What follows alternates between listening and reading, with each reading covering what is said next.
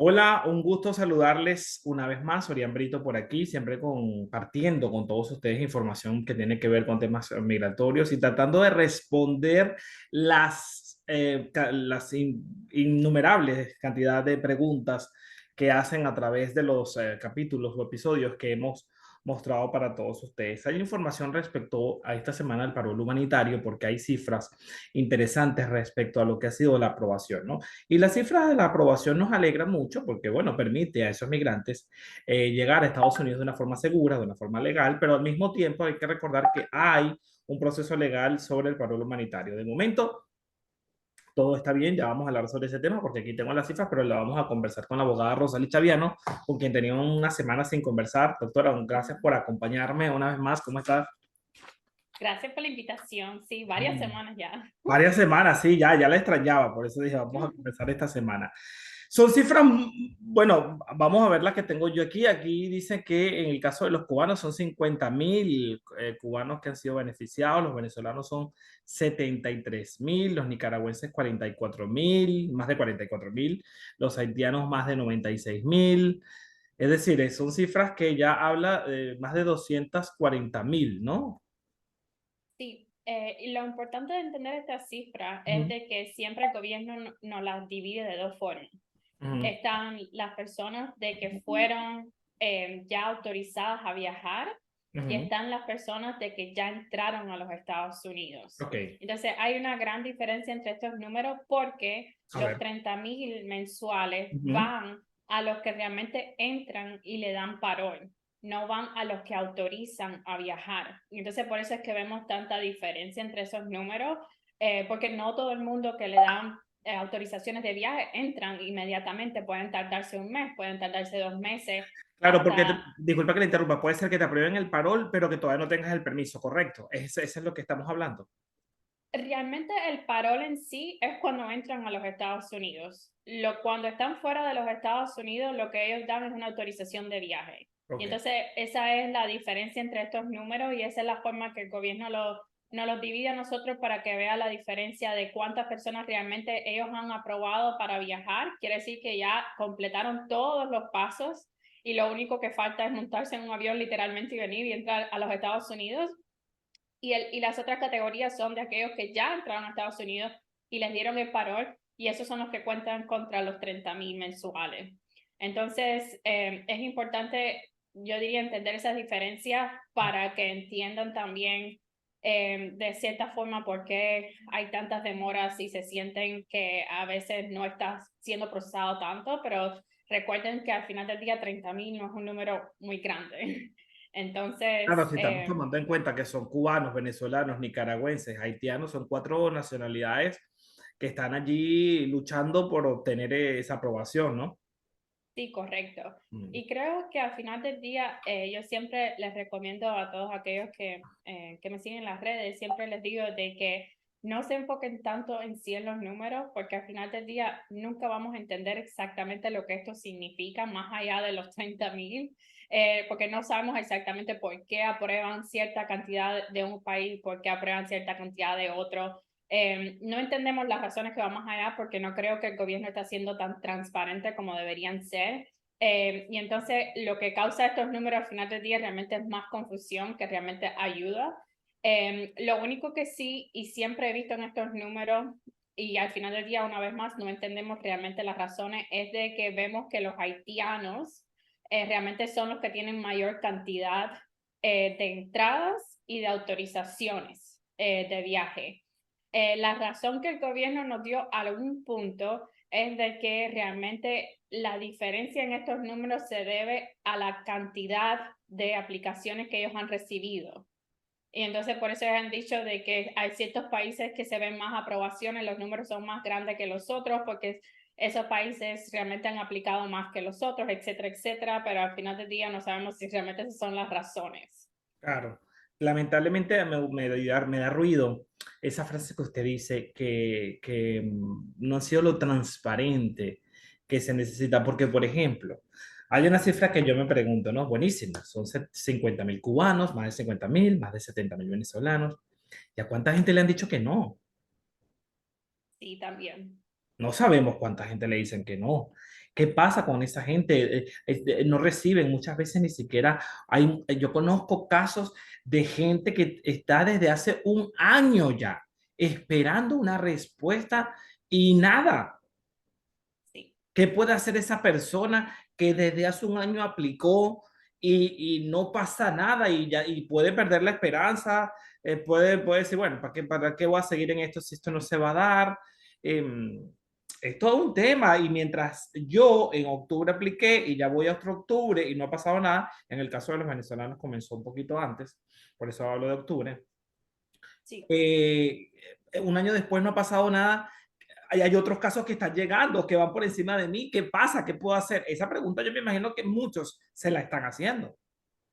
Sí, sí, y es la pregunta que constantemente recibo, Ujú. de que tengo tantos días, meses esperando qué podemos hacer. Desafortunadamente, la respuesta es la que realmente no quieren escuchar y la respuesta es esperar, seguir esperando porque USCIS realmente no nos ha dado ninguna herramienta eficiente para realmente solucionar esta espera. Existen métodos que yo siempre he recomendado, mandarles mensajes a ellos, hablar con ellos, pero sabemos que estos métodos realmente la mayoría de veces, para no decir casi siempre, no solucionan absolutamente nada. Entonces a este punto hay que esperar. Yo sé que un año parece mucho y sobre todo un año me imagino que para los venezolanos, para los cubanos, para los Claro. nicaragüenses, puede que un año para ellos signifique o se sientan que son como 30 años por todas las cosas que están pasando en esos países y lo entiendo 100%. Lo único es que también hay que acordarse que esto es un programa nuevo, que al principio se veía algo más rápido, algo que era a veces en horas, a veces en días, a veces en semanas, y Hubo las gente personas que fue llegaban aquí aprobada, rápidamente.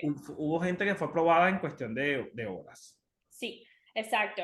Entonces, tenemos esa idea en nuestras mentes porque obviamente eso fue un alivio grandísimo y una esperanza muy, muy grande, pero la realidad es que los tiempos de procesamiento de migración son así.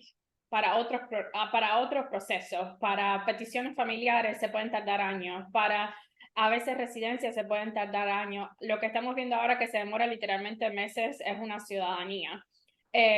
Pero la realidad es que los procesos aquí en los Estados Unidos de inmigración, lo que siempre vemos son muchas demoras, años, como estoy diciendo. Entonces sí se siente como que una vez más yendo al punto que un año en este proceso de paro, que al principio fue tan rápido, que fue literalmente horas, minutos, ahora de repente es un año, se siente como mucho, pero también hay que entender que estamos hablando de un proceso de inmigración y Ujú. que conlleva estas esperas, estas frustraciones y esperar. Ok. Voy a hablar del proceso. Ya hablamos de las cifras, de la diferencia entre ellas, lo que no se ha dicho respecto al paro humanitario que tiene que ver con las cifras de no aprobados. Y por qué hay unos tienen más, otros tienen menos, es porque aplican más, es porque tienen más condiciones, esto es algo, porque es interesante también saber esto, ¿no? En el caso de la diferencia entre cubanos y venezolanos, que son los que más aparecen como beneficiados, los venezolanos superan por 20.000 y un poco más a los cubanos. No está claro por qué. Bueno, no está claro, pero a la vez sí está claro. ¿Qué Y cree que está pasando? es el hecho de que los venezolanos comenzaron antes, Okay. meses antes. Estamos hablando, yo diría, 2 meses y un poco más Claro que fue antes octubre, que yo lo comenté hace Ujú. minutos, ¿no? Que tanta gente Sí, esperando allí. exacto. Entonces, Ahora, ahí sí se entiende la diferencia, diría yo, porque si no me equivoco, cuando comenzó este programa ya habían alrededor de 20 y pico algo de venezolanos que claro. habían sido procesados Ujú. dentro de este programa. Entonces sí entiendo la diferencia entre Venezuela y Cuba por esa razón, Sí. pero se sigue, la gran incógnita aquí, yo no creo que ni en Venezuela y la diferencia entre Venezuela y Cuba, yo creo que la gran incógnita es Haití, de que estamos hablando de que en el mes de, hasta el mes de, en el mes de septiembre, Sí, sí, hasta el mes de septiembre, mejor dicho, sí. 96.445 haitianos fueron aprobados para viajar. Muy poco. Y hasta el mes de agosto eran 84,000.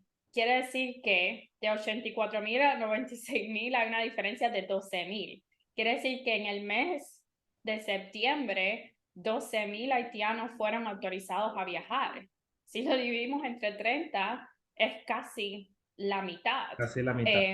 del número, que una vez más no va contra los 30,000 porque no todos ellos entraron en el mes de septiembre, pero aún así vemos una gran aprobación y autorizaciones para los haitianos y sin embargo para hacer una diferencia, por ejemplo, los cubanos están diciendo que fueron autorizados 52,053 cubanos y en el mes de agosto fueron 45,000. Entonces estamos hablando de alrededor de unos 5,000 o 6,000 algo. Entonces estamos hablando que los haitianos tuvieron el doble de aprobación de autorización de viaje que los cubanos. Y entonces, ¿por qué la diferencia? Sí, porque lo que estamos viendo en este caso es que no hay como esa disparidad de 50, 50, 50. O sea, son tres grupos, perdón, son cuatro grupos porque estamos Cuatro. viendo los nicaragüenses, 25, 25, 25, 25, para hacerlo equitativo, ¿no? Fuera así, 25, 25, 25. No, hay unos que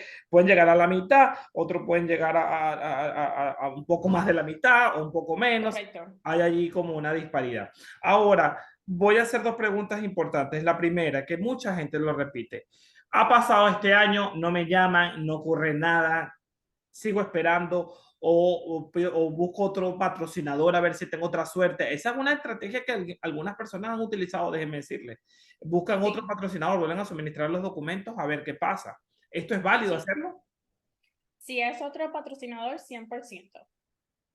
Y Es válido. puede ser eso una alternativa. Si a mí no me han llamado con el patrocinador A, me voy al patrocinador B. Realmente sí, a este punto no tienen absolutamente nada que perder, Ok. mientras que no retienen la primera No. Ok. solicitud. La Importante. realidad es que al final del día es todo aleatorio, como seguimos diciendo. A lo mejor tienen la suerte de que esa persona última que él se lo presentó se la aprueban, no por nada específico, yo diría, simplemente por Cuestión de suerte. suerte, claro. Exacto, pero de lo contrario, si caen en el otro monto de que hay que esperar a que llegue su turno, estamos hablando de años, De año. porque no han Segunda terminado ni pregunta. enero. ¿Cómo está el proceso del juicio? Este proceso, el juicio, el paro humanitario tiene un juicio encima de 20 estados republicanos quienes han pedido que este programa finalice. ¿Qué es lo último que se sabe del proceso? Realmente yo estaba revisando literalmente todos los días, pero todavía no hay actualización final. Okay. El día de mañana, que es el 27, es cuando tienen que responder, hacer la última respuesta a lo anterior que presentaron. Uh-huh. Y luego de ello es que vamos a ver cuándo se toma la Okay. decisión. Pero hasta ahora no hay realmente actualización en ese aspecto. Perfecto, voy con las preguntas que me hace algunas personas. Por ejemplo, si me pregunta una persona aquí en YouTube, si yo viajo desde Colombia, soy venezolano, voy hacia México, traspaso la frontera y todos los países y aplico al CBP One, que es la única alternativa que tengo para emigrar, ¿cuánto tiempo se están tardando si tienen algún estimado de que sepan, conozcan de casos para una cita en un CBP One? Realmente no existe, yo diría basado en lo que he escuchado, porque obviamente esto es algo que se está haciendo fuera ya de Claro, la claro, sí, frontera, sí, sí. pero lo que escuchamos de personas es que realmente están los gloriosos 15 días primero, que es cuando aplican, eh, si no tienen, y cuando aplican me refiero a todos los días, que hay que solicitar esta cita todos los días, porque lo han dicho, todos los días hay que solicitar esta cita. Y si en esos primeros 15 días realmente no obtienen una cita, entonces caen en orden cronológico, de decirlo de otra forma, que eventualmente deben de llegar ahí. Porque lo que se ha dicho Ujú. CBP y ha indicado es que ellos le tratan de dar prioridad a aquellos que crearon una cuenta antes, más con, no sé de qué Sí, palabra usarlo, pero sí, sí, que sí. tenga más tiempo O sea, si yo estando llegué, más, por más ejemplo, vieja. para explicarlo en términos más sencillos, si yo llegué, estamos en octubre. Ya vamos a noviembre. Si yo llegué de repente en septiembre o en agosto, estoy en México esperando mi cita, yo tengo prioridad ante el que llegue mañana, ¿verdad? Bueno, lo que ellos han dicho es que si no obtienes una cita en los primeros 15 días, entonces caes en eso, Eso. de la prioridad de los que tienen las cuentas más viejas. Entonces, las cuentas más viejas, las registraciones más viejas. Ok. Si yo voy a mi entrevista de CDP-1 y no la paso, lo que yo digo al oficial no convence y me dicen no, ¿qué opción tengo? Bueno, a ese punto no lo van a dejar entrar. Entonces, a ese punto van a tener que ver otras formas que sean legales de entrada a los Estados Unidos. Perfecto. Doctora, una pregunta que me hace aquí, que la tenía anotada. Una dice, una persona con antecedentes puede ser, ya lo voy a leer porque lo tenía aquí y como me llegó una notificación, se me fue, pero la pregunta era que si una persona con antecedentes Ajá. podría recibir ese parol, ese permiso de viaje.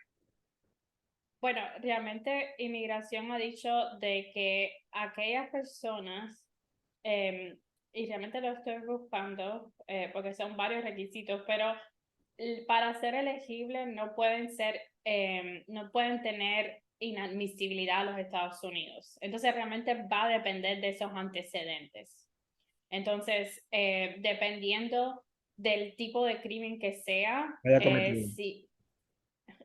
si ese tipo de crimen es un número uno. Si ese tipo de crimen va a ser inadmisible en Estados Unidos, pero número dos, tienen que siempre recordar que todo esto es discrecionario. Quiere Ujú. decir que aunque esta persona no sea inadmisible, aún así los oficiales de inmigración cuando llegan a la última parte, que es la autorización de viaje, si no les gusta lo que ven, pueden discrecionariamente simplemente denegarle la autorización de viaje y punto. Y punto. Entonces, la pregunta del millón, Ujú. literalmente, que se hace la persona es cómo se sabe que se tienen esos antecedentes. Porque si son antecedentes en sus países, siempre lo que me dicen, pero ¿cómo ellos saben si son en mis países que yo tengo estos antecedentes cuando los Entonces, sabe. revisa? No se sabe. Bueno, A todo lo se mejor sabe, sí, pero al a final lo mejor... ¿ah? no se sabe, pero al final todo se sabe, ¿no? Exacto, a lo mejor sí, correcto, no lo saben, pasan. Y bueno, al final es aquí en los Estados Unidos cuando les toca hacer los procesos que les tienen que hacer, porque realmente el paro es el primer paso para entrar, pero luego realmente tienen que buscar forma de legalizarse en los Estados Unidos. A lo mejor esos antecedentes sí van a ser problemas aquí una vez que estén aquí. Perfecto. Y la última pregunta, tengo autorización de viaje aprobado aprobado, pero mi segundo apellido tiene la última letra repetida. ¿Qué hago? Ayuda, por favor. Mm. Entonces, tiene la autorización de viaje ya aprobado. Sí, pero tiene el problema con el apellido porque la letra está repetida. Sí, desafortunadamente. Yo diría hace como 1 o 2 semanas atrás, USCIS sacó como una guía de nuevo de cómo corregir ciertos errores y ellos indicaron en esa guía específicamente que si la persona ya en la autorización de viaje tiene un error, desafortunadamente tienen que empezar de cero. Es lo Uy, que ellos dijeron. ok. Bueno, empezar de cero y sobre todo yo creo importante tener la información de un abogado, si usted ya tiene su patrocinador, que lo haga a través de un abogado para que le permita hacer esto la forma correcta y evitar algún tipo de inconveniente, ¿no? Sí, y es muy importante aquellos que estén escuchando a este punto lo que estamos hablando, de que para evitar esto mismo, de Ujú. tener que empezar de cero, Ay, cuando yo sí. sé que para llegar aquí cuesta tanto trabajo, asegúrense que toda su información esté correcta. ¿Cómo se van a asegurar que toda su información está correcta? Pues yendo al formulario que se presentó en Ujú. línea, revisándolo detalladamente, todos los datos biográficos, pasaporte, el nombre, fecha de nacimiento, etcétera. Y si hay algún error, se puede solucionar ese error mientras que no llegue ya a la fase final, que es cuando ya tienen la Claro, cuando ya autorización. no hay nada que hacer. US, exacto, USCIS ha sido bien específico en los pasos que hay que tomar hasta ese punto. Se puede solucionar el error hasta ese punto, pero ya luego que tengan la autorización en mano, ellos sí dijeron de que ya tienen que empezar de nuevo. Perfecto. Es importante hacerle la invitación que usted puede suscribirse y dejar cualquier tipo de comentario porque durante la próxima semana, por supuesto, como inmigración cambia constantemente, por ejemplo, la noticia de esta semana, si o las nuevas cifras, pues puede pasar muchísimas cosas. Entonces vamos a estar con la doctora Rosali o con algún otro profesional, pero bueno, la doctora Rosali Chaviano siempre está con nosotros y le agradezco mucho para que usted pueda tener alguna respuesta a su pregunta ahora. Si usted quiere revisar su caso, detalle a detalle y sentarse con la doctora y que ella le explique y ver cómo está cada letra, cada punto en esa planilla, que es importante hacerlo, ¿dónde la pueden contactar? Pueden llamar a nuestro bufete al 305-518-9779. 305-518-9779. Ahí es el número Sí, de la doctora Rosalí Chaviano. Ella también pues comparte información de inmigración, está muy activa y yo creo que es maravilloso, yo siempre lo digo, doctora, porque yo soy migrante, ¿no? Y hace 12 años, cumplo 13 casualmente este año de haber llegado a este país. Y antes de yo tomar una felicidades. decisión del trámite migratorio que iba a hacer, me reuní con varios abogados, pero es bonito cuando uno siente el feeling o se siente a gusto, para usar una palabra en español, y te conectas con ese abogado, porque bueno, de ese abogado depende tu situación migratoria, tu vida, en pocas palabras, Correcto. aquí en Estados Unidos. Entonces voy a repetir su número 305-518 o 518-9779, ¿correcto? Sí, correcto, Vamos a sí. seguir en contacto, doctora. Si pasa algo, nos volvemos a conectar. Tenemos ese compromiso. Sí, 100%. Perfecto, gracias. Gracias, Gracias adiós. a ustedes.